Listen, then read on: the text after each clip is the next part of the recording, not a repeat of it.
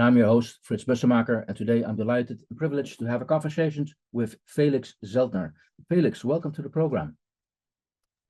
Oh, thank you, Fritz. It's an honor to be here.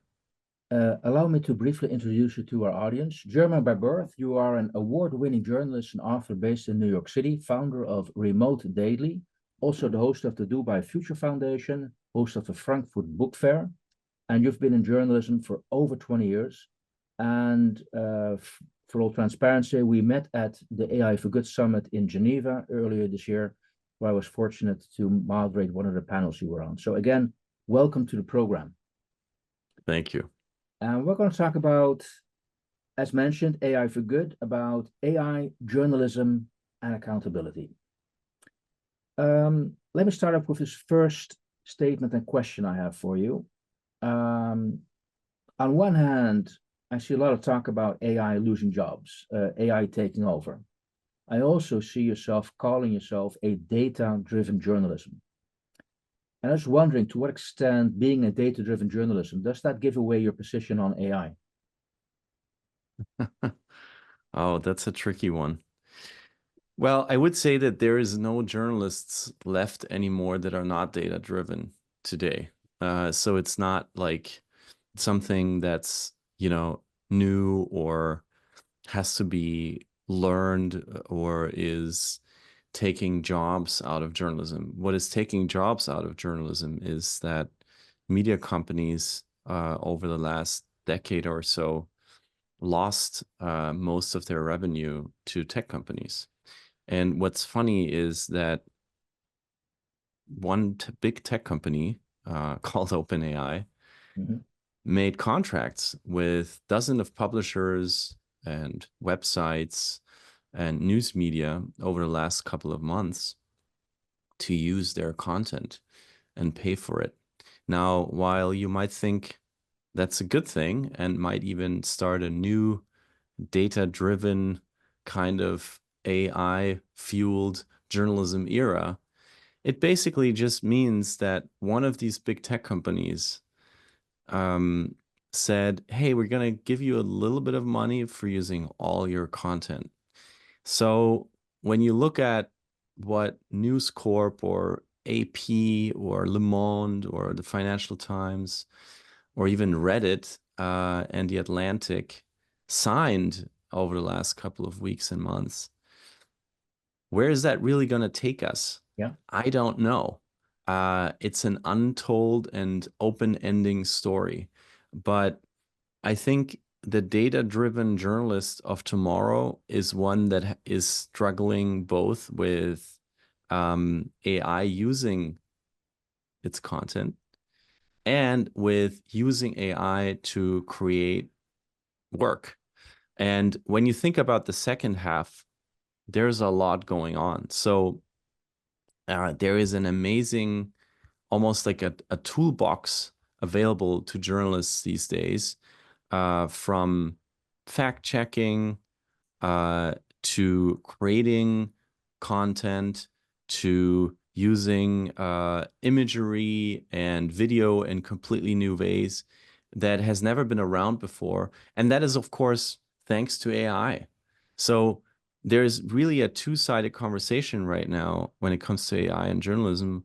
One is someone broke into our house and took all the furniture and took our jewels and our food and then turned around and, oh, I didn't know you had a door. Wait a second. Let me go back through the door and give you some money for the furniture that I just took out.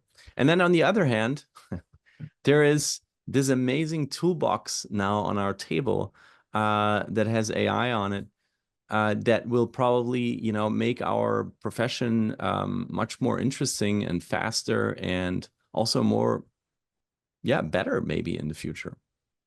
better.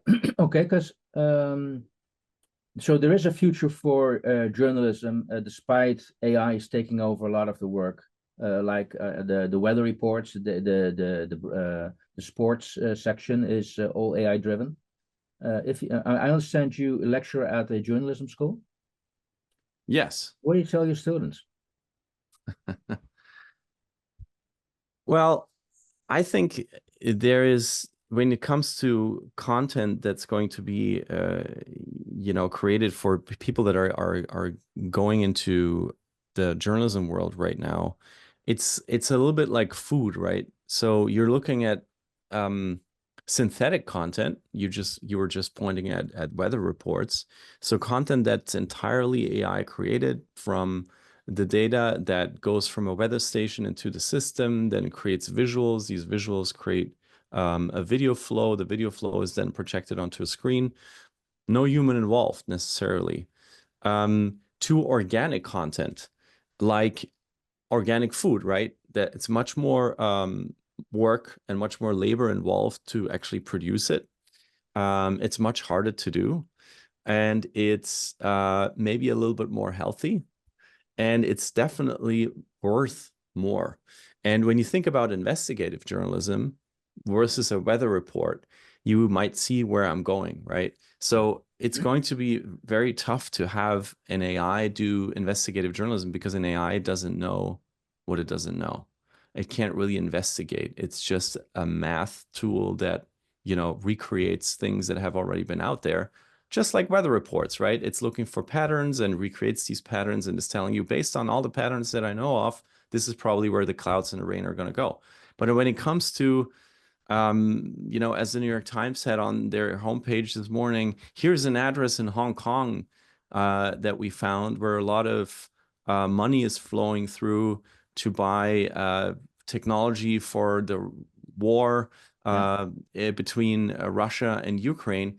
That's not something that an AI can talk about. And that's where I see for, when you think about journalism schools and people that are going into this profession right now, that's where I see a huge potential in them using tools to be better investigative journalists rather than saying, hey, we should go back to handmade weather reports. Okay, got that. So now I see the benefit it could bring a journalist. Now, I was wondering, this is not the first disruption which has hit journalists, has hit the whole profession. First of all, maybe it would be interesting just to go back to what were those other disruptions and why is this one different? Well, is it different? Maybe that's the question. Yeah. Yeah, this is fascinating to me because even over the last few days, there's talk again about then and maybe a new AI winter coming because you see, maybe some funding changing or interest slowing down, or somebody from OpenAI said on the stage that maybe our next chat GPT that's coming out is maybe not as different to the one before. And people are like, what? Yeah. Not a new revolution? So you see hype, you see the hype cycle in motion, even for something as big as AI. And as you said, you also learn a lot by just looking into the past here. So AI in the media context, has been around for a while. I would even say that AI functionalities have been in the media industry for well over a decade. And the thing that has changed, though, is it used to be only very big publishers or media companies who were able to use AI tools or software that was run by AI. And maybe maybe you would still remember the hashtag, the big word of the day, big data, right? Yes. I think for a whole decade we just talked about big data. I don't think there's a big difference between what people then coined as big data and what is now being coined as AI. It's just that big data was one of these steps, right, that led us to today. And as we all know, there was a Web 1 and then was the Web 2, right, that became the social web. And then now we're talking about Web 3, the three-dimensional, the web that is maybe decentralized. And I think in AI, there is also various steps that led us to today. I would argue that the big data phase was maybe AI 1, and now we're looking into AI 2, where it's becoming, where it's deployed to hundreds of millions of people, and everybody at a click can use it. There are persistent themes, though, because you asked me, how it's been historically, the persistent themes in this transition for AI in media are that it's becoming more and more personalized. So a publisher used to say, okay, I open an account on Twitter, now X, or on Facebook or on YouTube, and I speak to an audience of followers and I try to grow this audience. And now I can even say I personalize it down to an audience of one. So that's new, and that's a huge issue for publishers because an algorithm can personalize it down to an audience of one, right? You don't necessarily need the whole following machine that was in Web 2. So that's number one. Then, of course, you were talking about weather reports. A persistent theme is mass scale content produced at zero cost, right? So think about weather. Yes. Also think about sport. Think about simple local news. There has been an initiative in Germany, for instance, the newspapers in the south of Germany, they now use AI to analyze police reports and then pinpoint the locations and put them on an online map. There in New York, there's something called the Citizen app that automatically gives you all the encounters of the police and other emergencies over the city, all AI generated, mass scale, produced at very little cost. And of course, that's the simple local news, right? That's a thing that has been evolving. Also, there is now what's from large language models going to large action models, so that I'm not only using language as a tool to help me write or compose something in writing. There's actually going to be co-pilots in our lives that will monitor or are monitoring all our actions and then recommend other actions. So that's a huge issue also, right? In this transition from AI 1 to 2 that affects publishers a lot. And on top of that, I would say, and I also would argue that's a persistent theme, is there's a certain inability to adapt by the news industry to the pace than the tech industry that the tech industry has been leading with. Okay. And Doesn't that, by the it's, way, apply to all industries? I Almost? don't know. No. I mean, as a journalist, I just saw a pattern of journalists being promoted into managerial roles because they were amazing journalists or reporters and they won awards and they were stellar in their work, and they're often not as good when it comes to managing newsrooms or even entire companies. And as long as there was so much money in journalism, it didn't maybe matter as much. But over the last couple of years, I think it became really clear that a lot of media companies are not managed in a way that you would manage a well-working, profitable company necessarily. And I think that has been a huge problem. So yeah, those are like 3 to 4 themes that I see when you think about AI now being around in journalism or affecting journalism for over a decade, that has made this transition from AI 1 to AI 2 really difficult for a lot of media outlets. Okay. What you're also, what I'm thinking of when you describe this is also that the distinction between, I'll say, the classic trained journalist and the citizen journalist, the blogger, that's becoming more and more blurred gray area. It's not so. You say, okay, we're getting so many powerful tools that almost anybody can then be that journalist almost. Of Uh, course. to what extent do you see the journalists, the classic journalists, moving to the say more the citizen type of journalism, and should they say no? If I want to do my job, what I'm here to do, also holding society accountable, I need to stay in my lane and have a very strict focus on what I should be doing or not, or should. Well, I mean, this is a tough one because I think there's room for both. And when you compare what a newsroom with 200 people is capable of doing when there is a war breaking out, right? Or there is a natural catastrophe in a far corner of a world, or there's a really complex event, such as an election in a country like India, where there's over 1 billion people voting, compared to just one person that has maybe a huge toolbox available, but it's still just one person. I think there's a vast difference in the quality and the capacity of what can be produced between a newsroom and a single creator. On the other hand, though, I was trained traditionally in journalism school, and is also the reason why I'm teaching today, because I think a lot of the things that I should have been taught, they were not taught to me. So I turned around a couple of years ago and I went back to my own journalism school and others, and I said, listen, guys, I think it's time to think over the curriculum a little bit. And some said yes, some said no. There's been a discussion in the journalism educational world as well.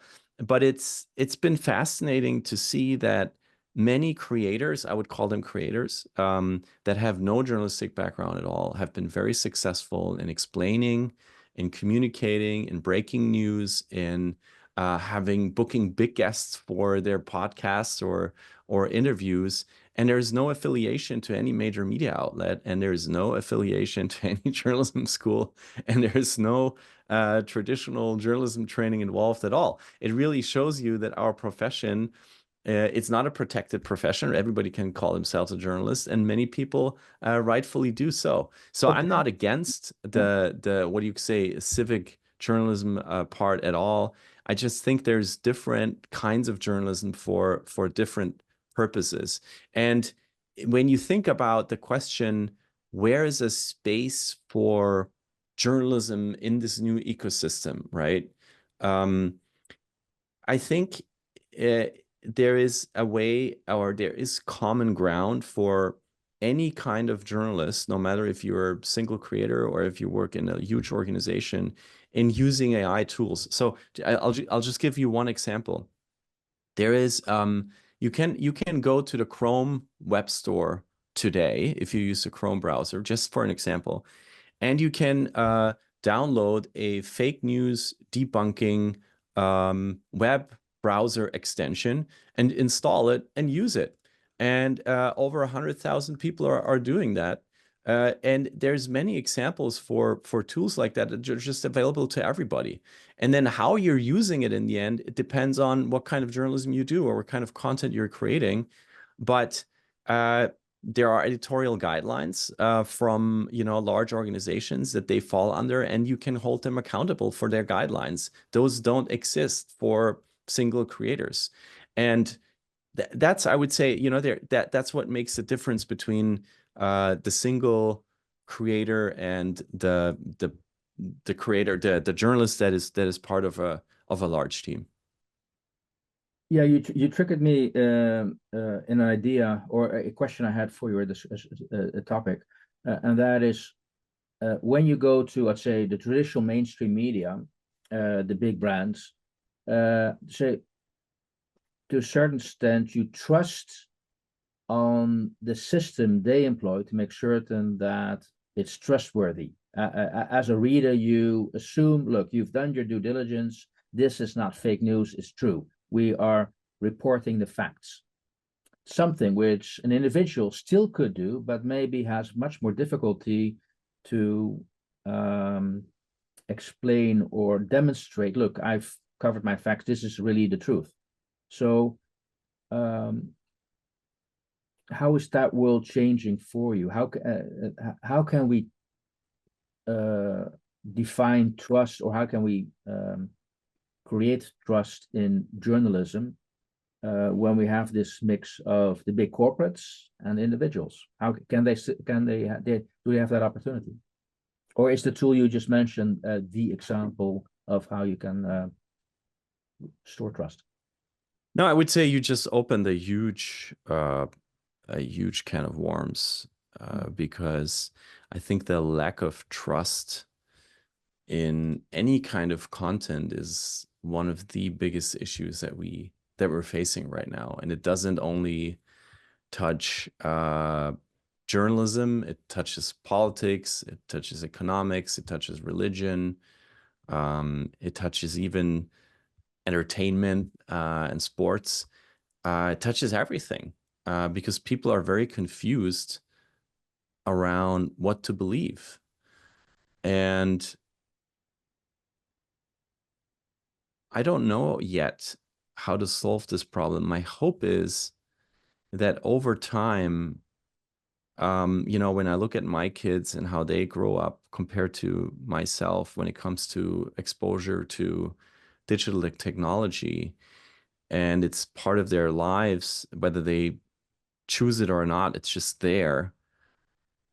My hope is that we're in sort of a transitional phase where at the end we will have ways to say, okay, this is coming from a source or from a place of trust. And this is coming from a person. And the person can give me trust in certain things, and that place of trust, that organization, that institution can give me trust in certain things. And I can trust both of them because of XYZ. And when you think about AI right now, the big problem that I'm seeing is I think there's around 200 plus frameworks on accountability in AI right now around the world. And I mean, you know this better than everyone, how much of a tricky topic accountability is. But my biggest fear is that we can't agree on the right accountability framework. And then it becomes it's not only about like, who do I believe or what do I believe? It's what kind of framework do I believe in? And that's what sometimes scares me. And I wonder if you're seeing anything where, frameworks are being created that kind of like fall into different camps, and the different camps are saying, I think that's a framework we can No, apply. I actually agree with you. There are actually much more frameworks out there. If you go to the website of the OECD, they've already identified over, I believe, 600 or 800 at the moment and counting. It's just Oh, wow. Okay. incredible amount So of that's frameworks. 200 is like old news. We're triple that That's number. almost That's all crazy. yeah. But then again, can technology play a role here? I mean, to some extent, technology is the cause of this trust issue, but you also see light at the end of the tunnel that, hey, we can actually use this technology. Yeah, and it's there is an interesting organization that I have been a member of and following for a long time called Reporters Without Borders. Many of you listening, watching probably know Doctors Without Borders. Yeah. Reporters Without Borders is just the same thing, but in the journalism world. So they support journalism, underserved communities, and conflicts, and journalists are in a lot of danger these days, actually more so than last decade. And they make the point that it is a human right to have reliable information. It's not just something that is up in the air or up for discussion or, relatively loosey-goosey. No, it's our right as humans. And when you think about that, it might become a little easier to say, okay, when this is my human right, then I also have to be active around it and look for it and look for sources of trust and not just like accept everything that's being thrown at me. And Reporters Without Borders, this organization that was helping in conflicts, they started a charter on AI and journalism because of that, because they want us to exercise our right on reliable information. I think that's quite admirable. And that's where I want to see things going. There's also a tremendous amount of industry collaborations starting to happen when it comes to creating reliable technologies that are backed by so many different institutions and companies that my trust and my right in reliable information is being enforced in a way that it's hard to back out, right? So just to give you one example, there's a coalition called C2PA, Coalition for Content Provenance and Authenticity. It's a bit of a clunky name. But when you look at who is part of this, you see BBC, you see Google, you see Sony. Those are already 3 continents, right? You see newer players like OpenAI. And what they are doing is they're basically trying to bring very different stakeholders together and create technology that makes it almost impossible to not be reliable. So an example would be I buy, and I'm gonna name some names here now because they're part of this coalition. I buy a Sony or a Nikon camera, right? And the camera manufacturer, together with, let's say, the Agence France Presse, the newswire from France, or the BBC, they have come up with a way to create the hardware for the camera and the software that when you take a picture, that the source and the code behind that picture is sort of watermarked, is reliable, and cannot be changed as easily. I think that's the way things should be going. Grand coalitions of institutions that we all trust in come up with ways of building AI into their media technology that help us know that this is reliable and exercise our right on reliable information. That's what makes me hopeful. And of course, that's all very expensive. And, you know, you have a lot of content creation that is not part of that. Just think about the whole educational realm. Think about museums and art galleries. But it's at least a beginning. And I also want to say that there probably has to be a conversation around different ways of funding journalism so it can keep up with this work. And whether we want to call that, you know,